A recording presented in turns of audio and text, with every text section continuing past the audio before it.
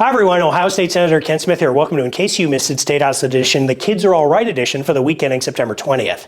A day following the 1968 assassination of Dr. Martin Luther King Jr., Senator Robert F. Kennedy Sr. spoke at the Cleveland City Club. His remarks were a poignant call to turn down the rhetoric and rebuild the relationships between our neighbors.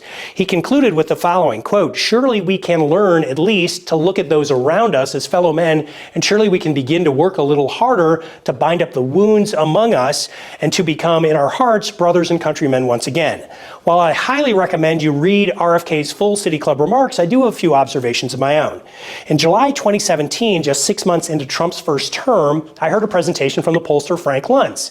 Luntz shared the data point that Bill Clinton was the most polarizing president in American history, until George W. Bush became the most polarizing president in American history, until Barack Obama, until Donald Trump. You get the point. The message that Luntz was trying to send us was that we all need to bring down the political temperature. His warning was that the continuation of amplified partisan anger won't have good outcomes for anyone. His message was heartbreakingly similar to RFK's 50 years earlier. America's biggest problem is that we refuse to learn the right lessons in our moments of deepest pain. But those who might be learning those lessons the fastest are America's youngest political leaders. And there's no better example of that happening than right here in Ohio.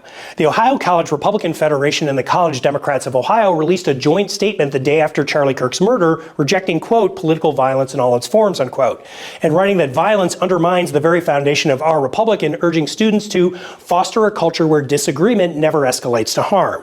Other bipartisan statements were released from politically active students in North Carolina, Utah, Washington, D.C., Rhode Island, and Connecticut.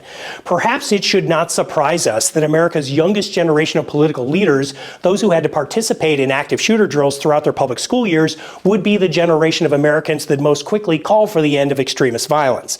Perhaps it is those with the longest lifetime ahead of them that most desperately want to shed the current culture of political bloodshed. My point is this: if there is any hope to be found, it came from our youngest. And that's why the September 20th edition of In Case You Missed It, State House Edition is the Kids Are All Right edition. I'm Ohio State Senator Ken Smith.